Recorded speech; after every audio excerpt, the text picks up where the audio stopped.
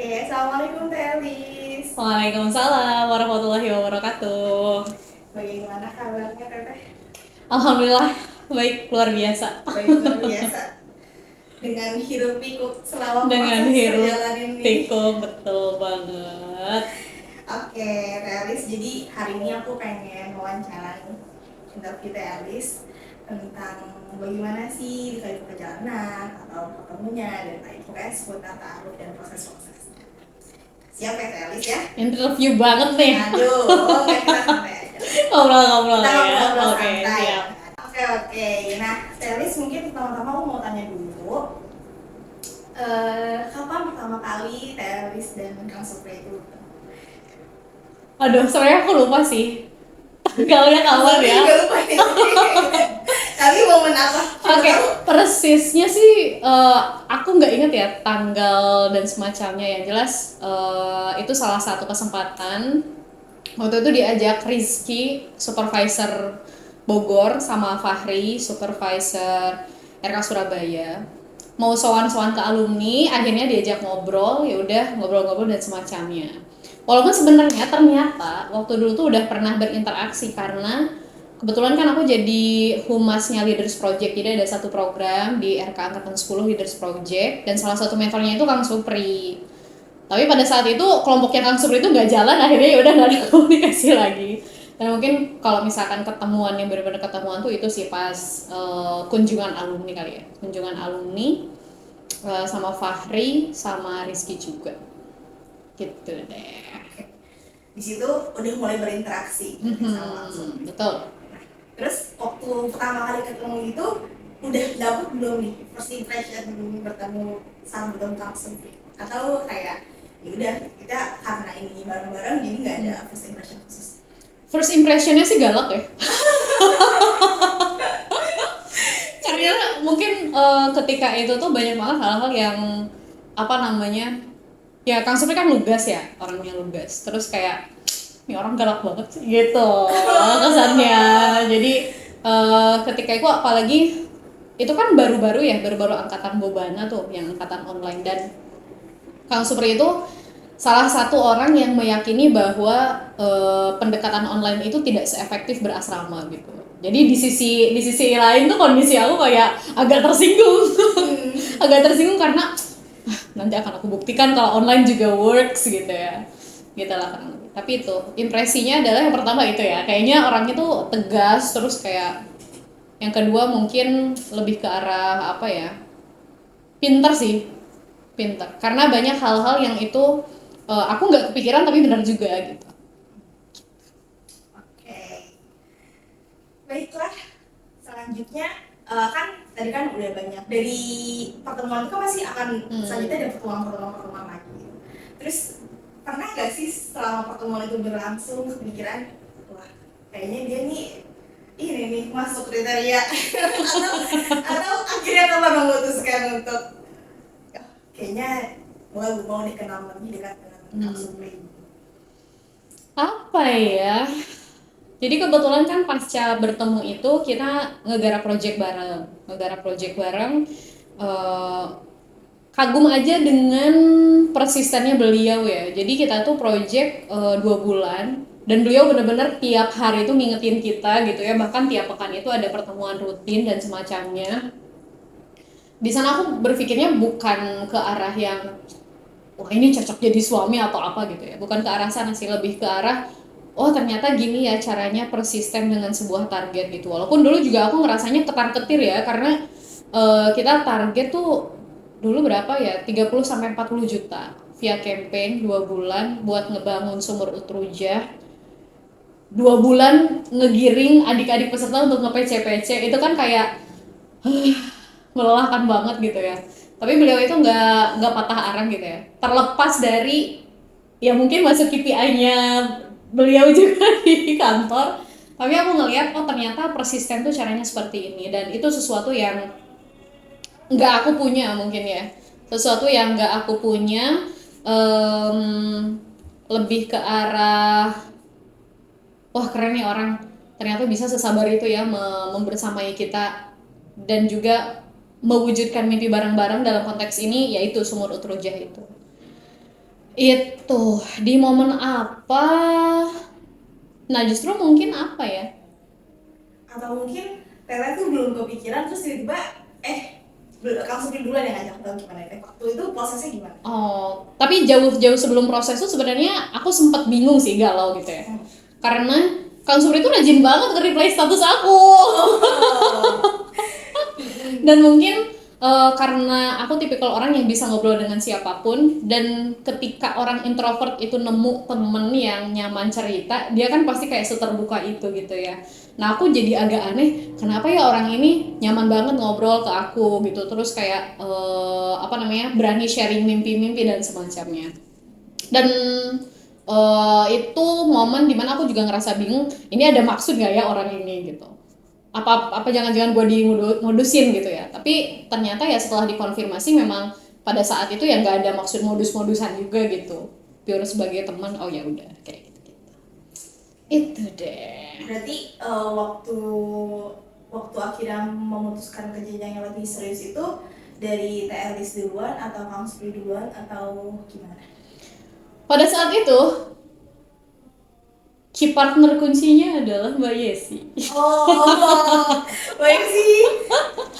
Mbak Yesi, jadi Mbak Yesi ini salah satu senior kami di kantor. Aku lupa ya tanggal berapa, pokoknya awal-awal September tuh Mbak Yesi ngasih tahu, Elis ada yang mau berproses gitu, Elis siap atau enggak. Terus aku kan ya udah gitu, ikhtiarkan dulu, dicoba dulu. Kalau misalkan cocok ya udah dilanjut, kalau misalkan belum cocok oh ya udah berarti emang bukan yang dicari gitu, dan bukan juga yang ya yang cocok mungkin kayak. Nah aku masih inget tuh Mbak Yesi itu kan ngasih tahu, aku lupa kayaknya minggu malam Senin apa kapan gitu ya.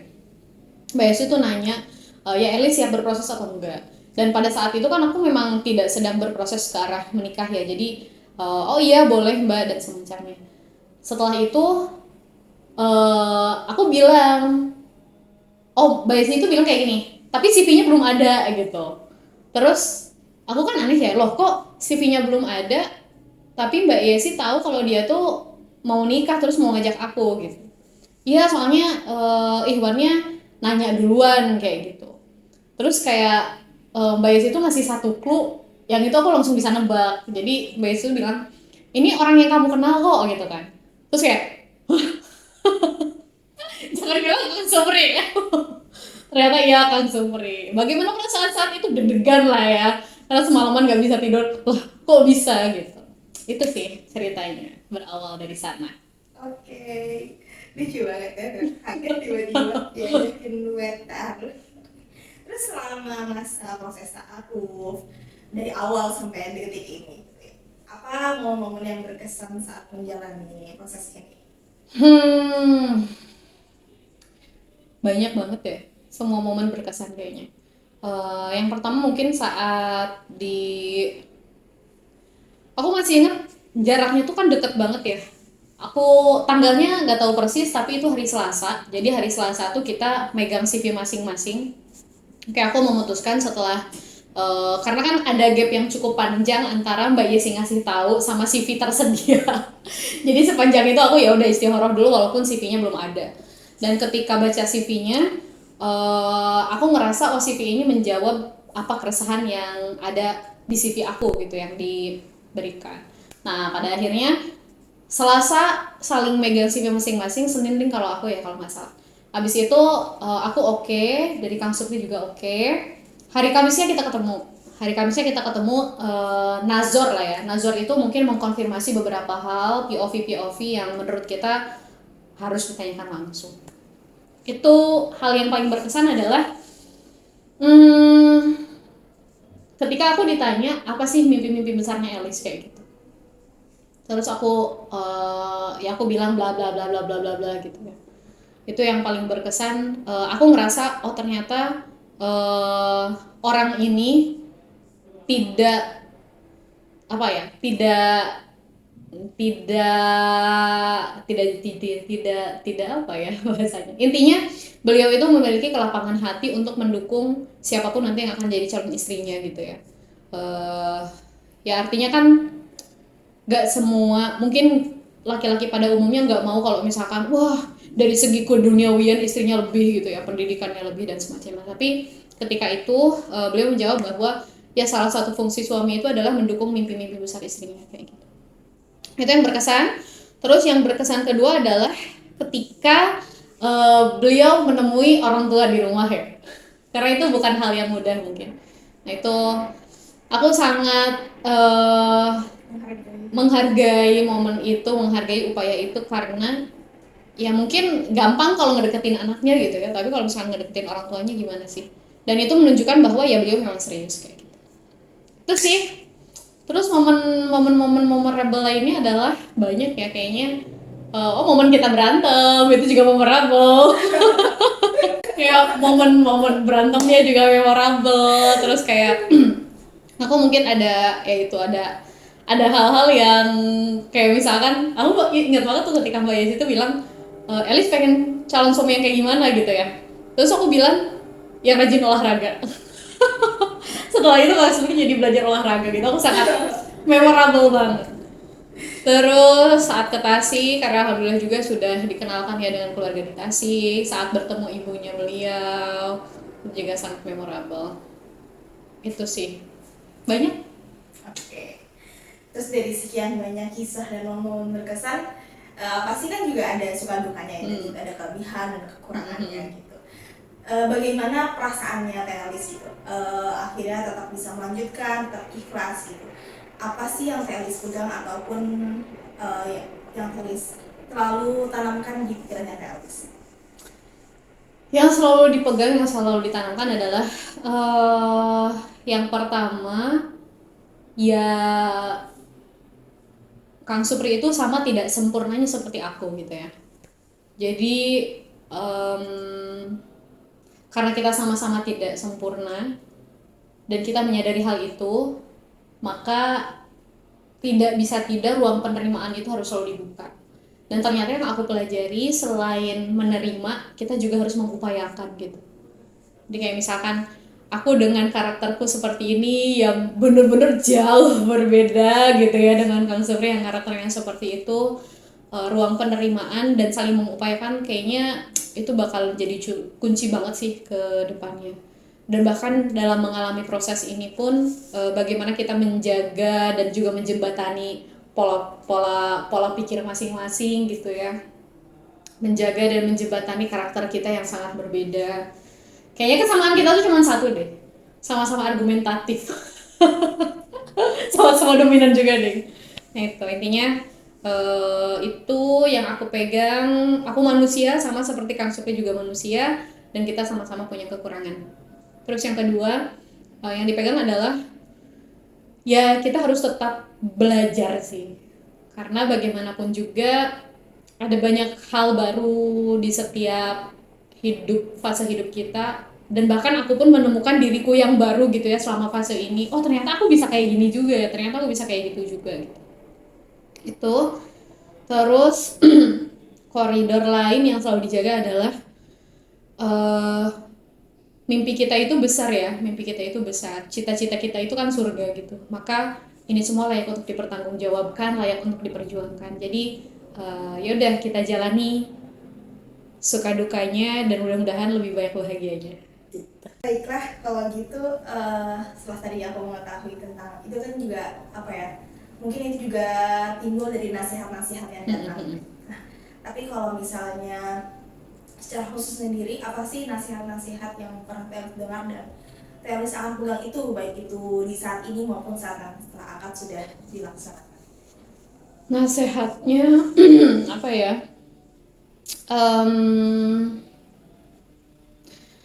Nikah itu ibadah umur hidup. Jadi dan kayaknya nggak ada ibadah yang gampang ya. Maksudnya semua ibadah itu memerlukan tekad, memerlukan azam, dan memerlukan aksi juga. Artinya ibadah itu kata kerja. Dan karena menikah itu ibadah sepanjang hayat, maka ya itu butuh nafas panjang untuk melaksanakan dengan sebaik-baiknya. Aku juga pernah dapat nasihat yang apa ya, mungkin ya tadi ini relate sama yang tadi saling mengupayakan itu ya, bahwa ya kasih sayang dan cinta itu kata kerja, maka harus diupayakan kayak gitu. Terus nasihat lainnya, ya nikah itu memang berat gitu karena hadiahnya surga. Kalau misalkan ringan ya hadiahnya nggak akan surga kayak gitu. Dan juga nasihat-nasihat terkait dengan mungkin bagi teman-teman nanti yang sedang diuji finansial gitu ya, bahwa rezeki orang menikah itu ya beneran ada, dan meyakini hal itu tuh memang termanifestasikan gitu loh, bener-bener kayak tiba-tiba wah rezekinya ada aja gitu, tiba-tiba nemu aja solusi. Dan mungkin ini satu hal yang aku pegang ketika berproses adalah aku harus merasa nyaman dan aman untuk membahas apapun dengan Kang Supri kayak gitu. Kenapa? Karena artinya kan ketika aku nyaman membahas apapun, ketika aku merasa aman membahas apapun, artinya di kehidupan setelah menikah kita tidak saling menyimpan beban masing-masing gitu, tapi memang di sharing, dipikul bareng-bareng, dan dijadikan itu ladang ibadah lah gitu, bareng-bareng kayak gitu. Itu terus nasihat lainnya adalah ekspektasi kali ya.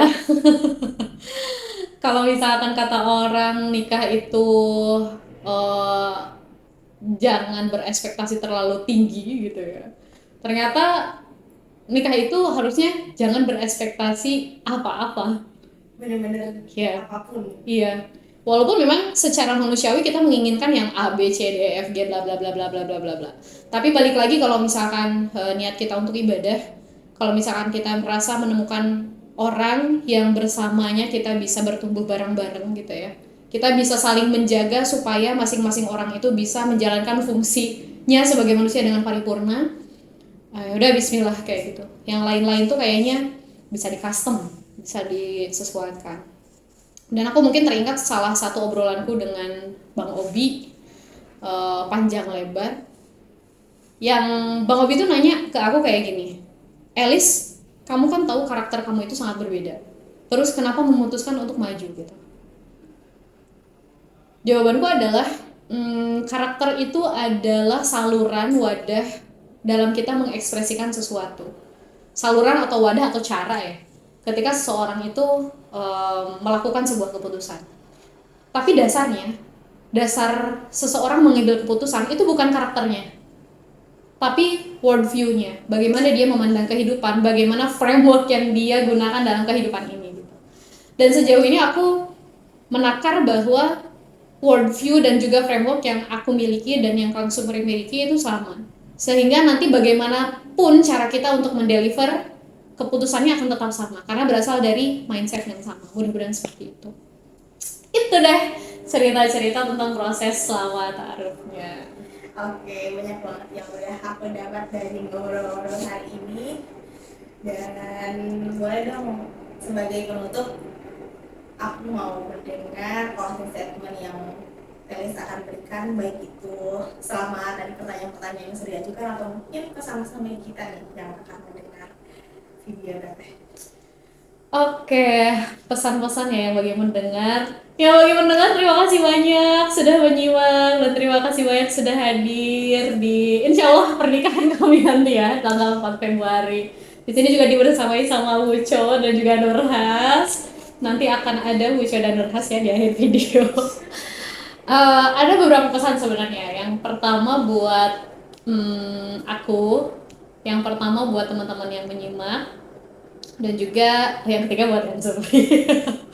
Kalau misalkan buat aku, pesan Elis untuk Elis adalah jangan lupa bahwa ini keputusan yang dengan 30 tahun Elis pertimbangkan. Aku berpesan bahwa jadilah orang yang ketika nanti meninggal, Elis ngerasa tenang meninggalkan kehidupan dunia ini karena sudah menjalankan tugas fungsi sebagai istri yang baik, sebagai istri yang solihah, sebagai ibu yang solihah, sebagai anak yang solihah, sebagai menantu yang solihah, sebagai kakak yang solihah, dan juga sebagai guru yang solihah. Itu yang pertama. Terus